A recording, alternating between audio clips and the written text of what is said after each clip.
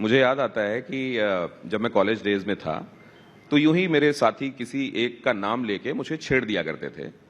असल में कुछ नहीं था, लेकिन होता यह था कि जब कभी मान लीजिए एनुअल फंक्शन है, कॉलेज गैदरिंग है और किसी ने कोई नाम उस तरह का ले लिया तो मुझको अपने चेहरे के भाव संतुलित रखने में बड़ा मेहनत करनी पड़ती थी, जबकि ऐसा कुछ था नहीं।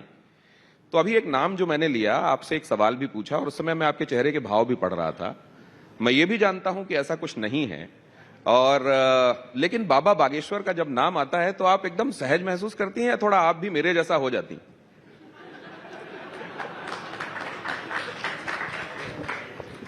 देखिए, मुझे ऐसा लगता है कि ये अब इतना एक तो पुराना इंसिडेंट हो चुका है कि अब नाम आते ही मतलब मुझे लगता है कोई और क्वेश्चन होगा ही नहीं, शायद वही रूमर का क्वेश्चन होगा। इसीलिए पता नहीं, मुझे हंसी भी आती है और वो हंसी को मैं कंट्रोल करने की कोशिश करती हूँ कि वो ज्यादा डिसरिस्पेक्टफुल ना लगे।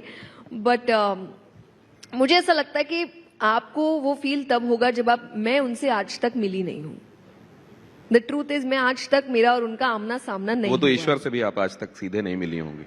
ईश्वर और इंसान में बहुत अंतर होता है। अगर आप ईश्वर के साथ कंपेयर करने की बात करें, नहीं, किसी से रिलेट करना, किसी से कनेक्ट करना, अटैच्ड होना। नहीं, कई लोग प्रधानमंत्री नरेंद्र मोदी से कभी नहीं मिले हैं, लेकिन वो जितना आप मिली हैं, आप सौभाग्यशाली हैं। बहुत सारे लोग ऐसे नहीं हैं जो मतलब मिले हों, लेकिन वो बड़े पैशन से, उतनी इंटेंसिटी से उनसे जुड़ाव महसूस करते हैं। नहीं, आई वुड से उस सेंस में भी नहीं, क्योंकि नाम हम मिले नहीं, हमने एक ही बार बात की है और उस पर भी I think for just 5 minutes वो मुझे उन जो विवाह इत्यादि हो रहे थे उन्होंने मुझे इनवाइट किया था।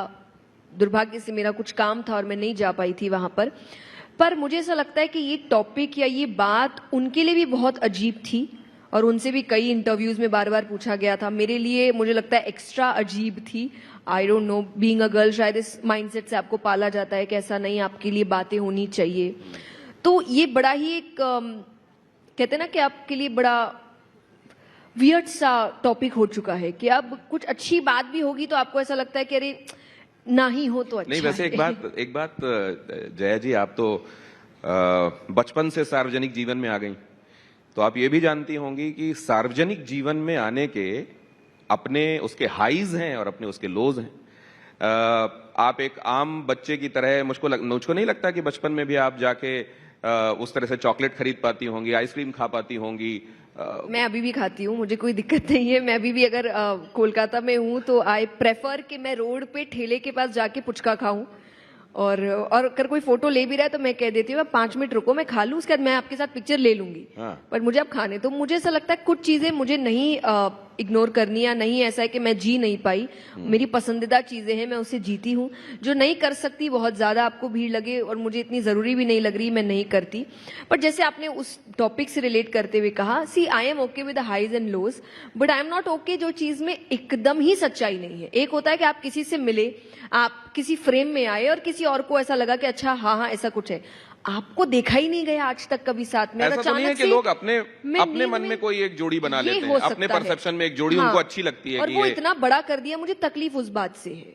अगर आपको पसंद आया, आप ये बात रख सकते हैं कि मुझे पसंद आया, पर इस बात को इतना बड़ा कर देना एंड देन न्यूज चैनल्स का उसको अपलोड करना कि अरे हो चुकी है, हो रही है, तो मेरे लिए बहुत वैसे आप ही के एक इंटरव्यू के हवाले से मैं बोल रहा हूं। आप तो यहाँ कह रहे हैं कि बड़े आजादी से मैं ले लेती हूँ और ले लेती थी, लेकिन इतनी ही आजादी के साथ सारे काम अगर आप कर पाती हैं एक आम आदमी की तरह, तो बचपन में वो आइसक्रीम खाते हुए आपको किसी ने देख के ये ना कहा होता, अच्छा आप भी यहीं आके आइसक्रीम खाती हैं?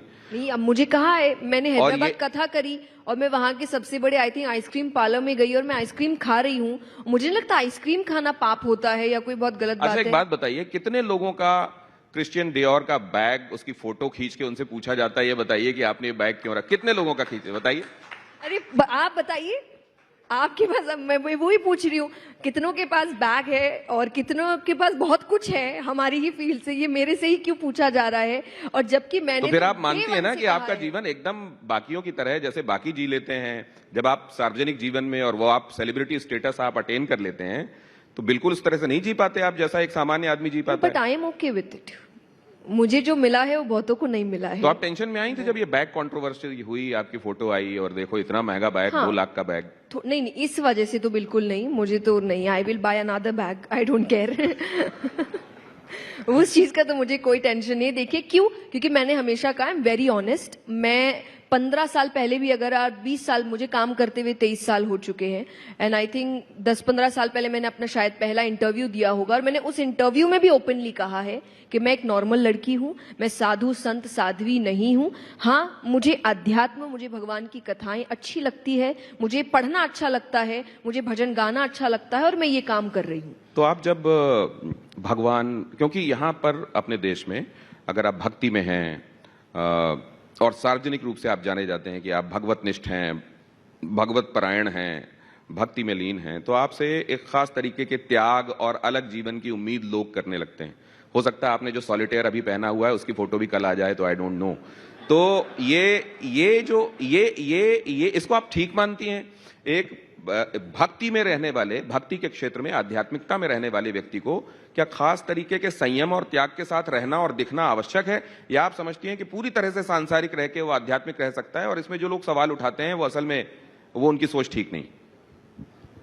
ये नहीं, so I will answer it properly. मैं मानती हूं कि स्टूडेंट लाइफ के बाद 2 रास्ते जाते हैं, एक गृहस्थ है, एक वैराग्य है। अगर आपको वैराग्य लेना है तो प्लीज आप वैराग्य लीजिए। गृहस्थ में रह के मुझे एक बीच का जीवन जीना बिल्कुल पसंद नहीं है कि मैंने गृहस्थ चुना है तो मैं अच्छे से जीऊंगी। और मुझे लगता है भगवान के ऐसे कई भक्त हैं जो गृहस्थ में थे। अर्जुन, आई थिंक भगवान ने अर्जुन से तो नहीं कहा कि जो मुकुट पहना है त्याग दो, ये जो सोने के जेवर पहने त्याग दो, ये रथ छोड़ दो। और उनको तो भगवान ने गीता का ज्ञान दिया है। और जब अर्जुन कह रहे हैं कि युद्ध करने से अच्छा मुझे लग रहा है सब त्याग के चला जाऊं, तो भगवान ने कहा ये कायरों वाली हरकत है। आपका आध्यात्मिक होने का मतलब बाहरी दिखावा नहीं होता। आध्यात्मिक होना है आप मानसिक तौर तो से। जैसे मान लीजिए कि आप कभी, आपकी तबीयत ठीक नहीं है, मान लीजिए आपका स्टमक अपसेट है, मान लीजिए आपका सोर थ्रोट है, और उसी समय पानी के फुचके, बंगाल वाले पानी के फुचके आपके कोलकाता वाले आपके सामने लाके कोई रख दे, तो आप उस समय अपने आप को संयम और त्याग बता के कंट्रोल कर लेंगी? बहुत अच्छे से, बहुत अच्छे से। बहुत पसंद है जय किशोरी जी को, मतलब मुझे मैं कोई भी चीज अगर मैंने सोचा है कि मुझे अभी ये ग्रहण नहीं करना, आप मेरे सामने रख दीजिए, मुझे कोई फर्क नहीं पड़ता।